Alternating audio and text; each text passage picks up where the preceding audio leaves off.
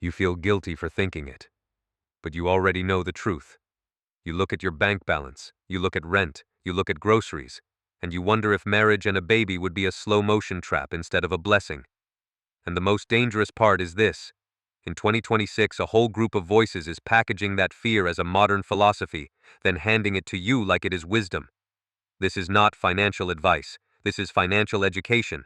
About incentives, about power, and about how people get trained to accept a worse life while calling it freedom. Because what you are watching right now is not just a personal choice. It is a social shift, powered by money pressures, amplified by media, and accelerated by economic changes that nobody is slowing down for your feelings. Let me start with a micro story you might recognize, because it is happening across the United States, the United Kingdom, Canada, Australia, and anywhere housing costs have detached from wages. Picture a person in their early 30s. They have a decent job, not glamorous, not startup rocket ship energy. They work hard, they do the responsible things, they pay on time, they contribute to a retirement plan. And still, they do the math every month and feel their stomach drop.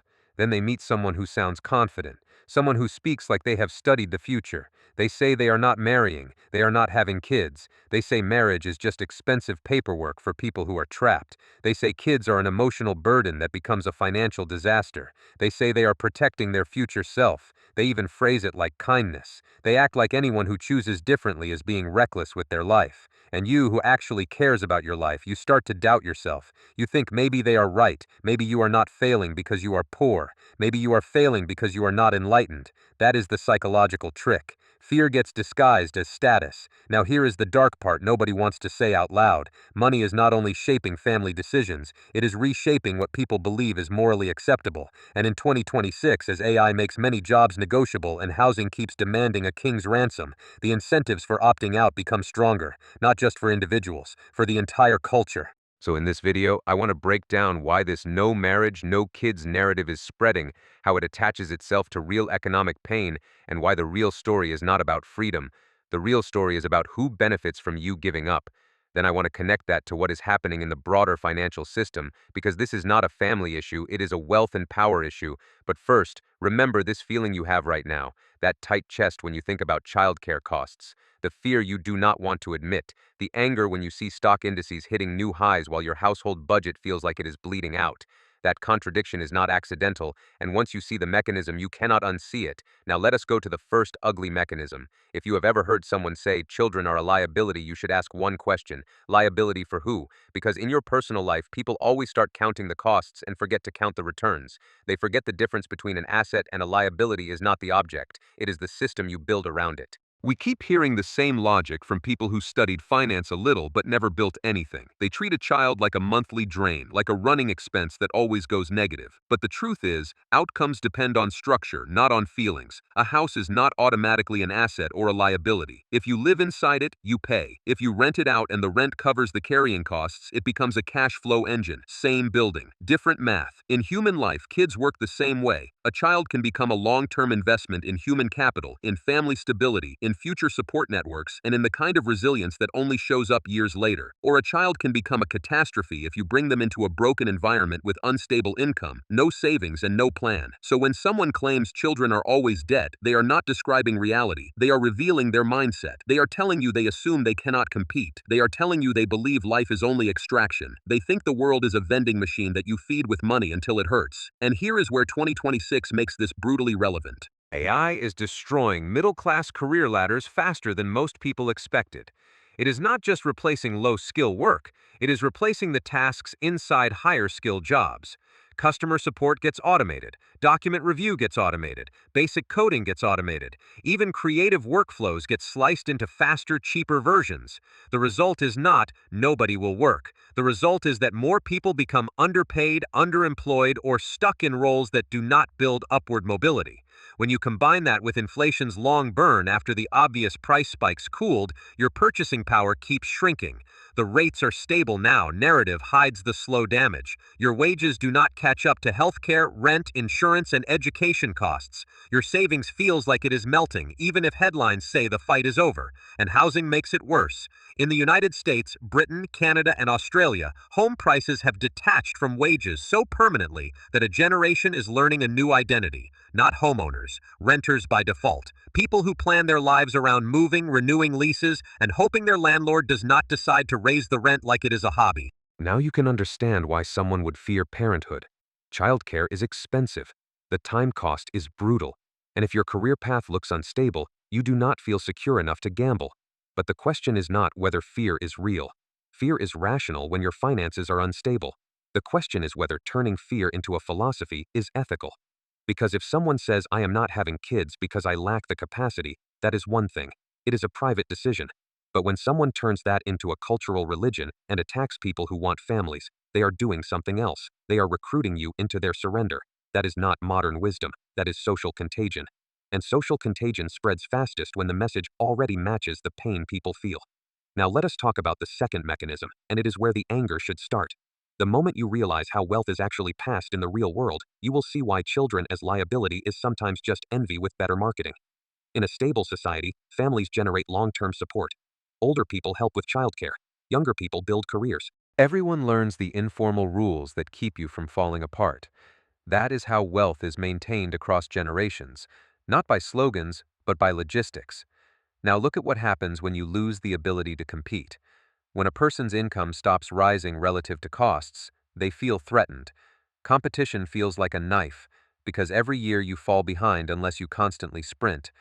So they do what humans do when they feel powerless. They rewrite the narrative. They start saying that competing is immoral. They start saying that ambition is toxic. They start saying that the whole system is a scam, so opting out is a moral high ground.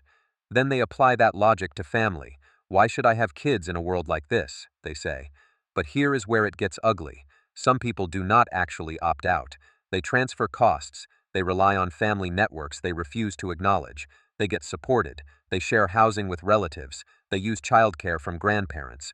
Or they lean on institutional systems they do not want to respect, like public infrastructure, community hospitals, and schools. Then, when they speak, they pretend they are acting independently of everyone else's labor. And in 2026, that hypocrisy is easier to see because wealth concentration keeps accelerating. The top 1% owns more than ever, and not only in stock charts. They own housing in multiple cities. They own businesses that turn AI into profit. They own diversified portfolios that keep growing while wages struggle. So while you are drowning in the day-to-day budget math, the wealthy are doing something else entirely. They are borrowing against assets at relatively low rates when markets allow it, and they are structuring cash flows so that inflation does not hit them the same way it hits you. They are not ignoring inflation, they are insulating themselves from it. Now connect that to the family narrative. For many rich families, children are not debt. Children are inheritance engines. They are future managers, future founders, future heirs to networks, not just bank accounts. The wealthiest do not always say it out loud, but their behavior reveals it. They invest in education early, they tutor, they buy time, they hire help, they design environments where children learn how to compete. They treat childhood as the start of a long-term strategy, like starting a business. Because in their worldview, you do not just have a life, you build a dynasty. And if you think this is exaggeration, think about what the top business families actually do. They do not wait for adulthood to see what happens. They train decision-making from the start. They surround kids with people who have leverage. They teach social capital like it is a skill, because it is. Now here is the cliffhanger question. If rich families treat children like assets, and you treat children like liabilities, who do you think is more likely to escape economic pressure? You are supposed to feel guilty for wanting stability.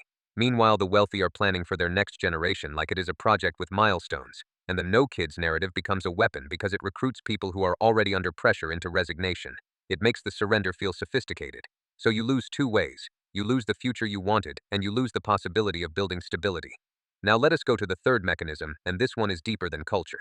It is about how the modern economy trains your mind. In 2026, the biggest lie is that you are choosing your mindset freely. You are not. You are being conditioned by incentives, algorithms, and platforms that reward certain emotions. Social media is not neutral. It is not a diary. It is an attention machine. And attention is captured by intensity, certainty, and conflict. If you say, I am scared, the platform gives you less reach. If you say, I have the correct philosophy, you get traction. If you say anyone who disagrees is naive, you get engagement. So what happens? People turn fear into identity. They do not just express an opinion, they join a tribe. And tribes do not want nuance. Tribes want loyalty. Now think about the creator economy illusion. So many people on the internet talk about passive income while showing luxury lifestyles. But the math is harsh. Most creators make $0 or they make so little it barely matters. The few who succeed are not random winners. They are backed by existing resources, strong networks, or time and money that most people do not have. This matters because the internet sells the idea that you can replace real career stability with content myths.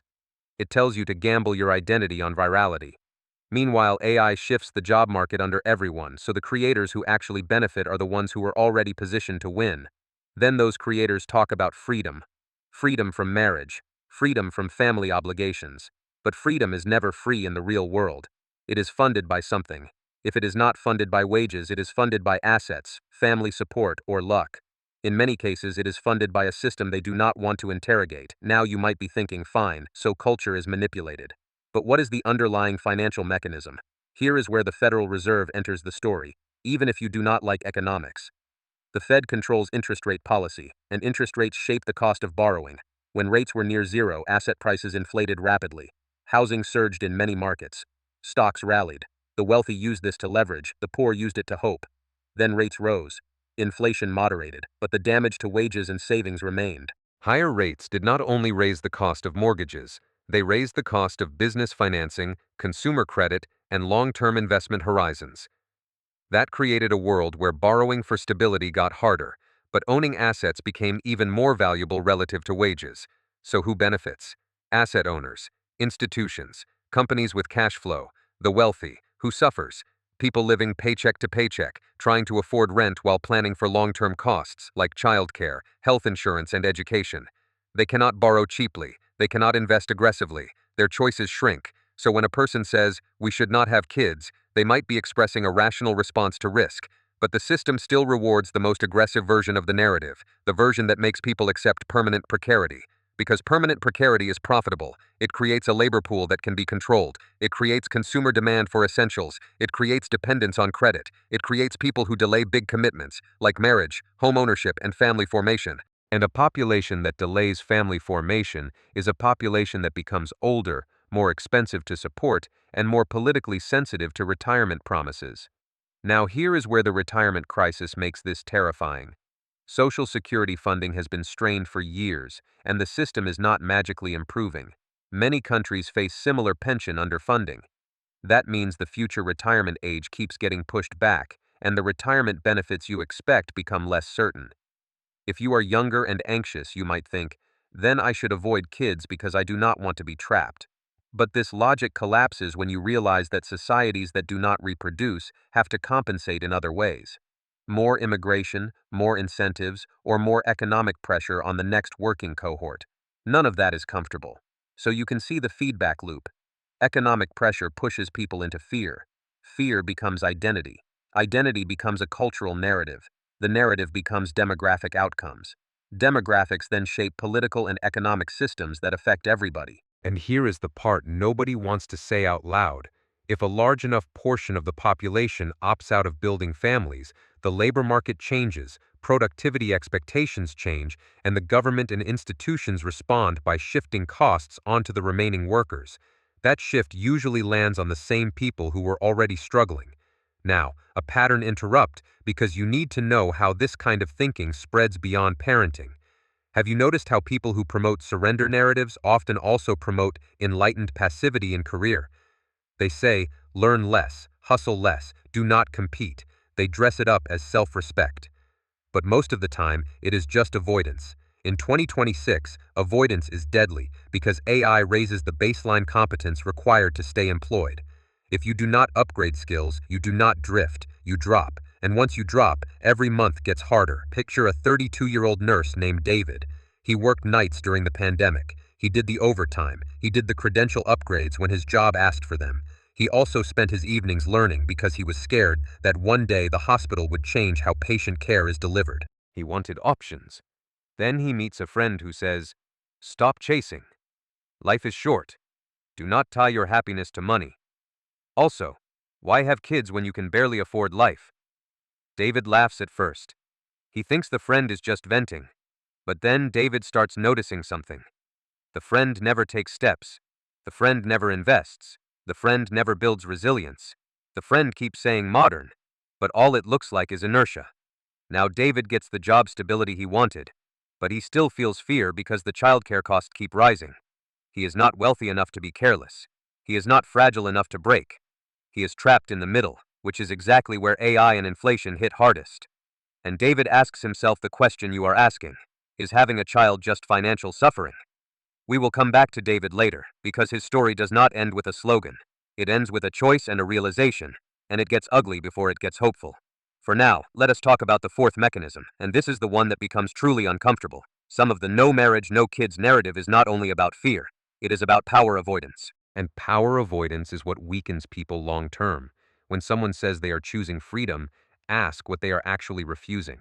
Are they refusing responsibility? Are they refusing risk? Are they refusing the humiliation that comes with competition? Because competition is humiliating in the short term. That is the point. It exposes your gaps. It forces you to learn. It forces you to accept that the world does not owe you comfort. People who cannot tolerate that humiliation look for a mask. They say the game is evil. They say the rules are rigged. They say marriage is a trap and kids are a burden. They want to feel morally superior while they decline to build a strategy. That is not an emotional issue. That is a leverage issue.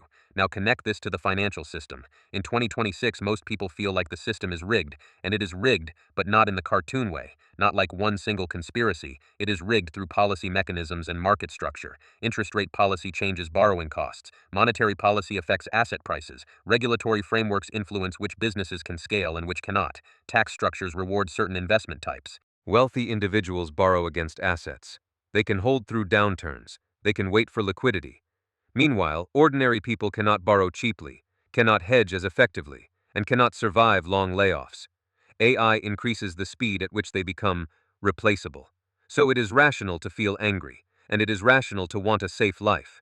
But do not confuse rational anger with rational decisions. The decisions built on surrender do not protect you, they trap you in a smaller version of yourself. Now here is where I need you to listen carefully, because this part sounds harsh and it should. If you truly do not want marriage or children, that is your choice. That is fine.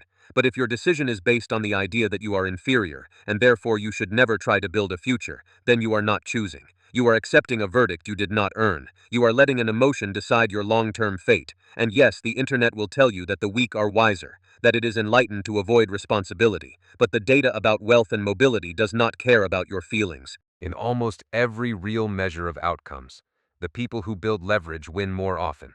They build skills, they build networks, they build assets, they build options, and building a family for many people is part of that long-term leverage. Not because family is perfect, because family is a system. Think of family as a trust structure. It creates incentives, it creates continuity, it creates shared goals, it creates accountability. When you reject it entirely, you replace it with consumption, and consumption feels good short-term. But consumption does not protect you in a recession. Consumption does not provide childcare when your job disappears. Consumption does not hedge against health shocks. In 2026, the health system itself is a financial stress test. Insurance premiums and deductibles can ruin households. Climate-driven disruptions can raise costs. Floods, fires, storms, heat waves, and migration patterns reshape where people can afford to live. Insurance markets collapse in some regions, forcing policy changes and driving premiums higher elsewhere. That is not theoretical. It is happening now. So if you are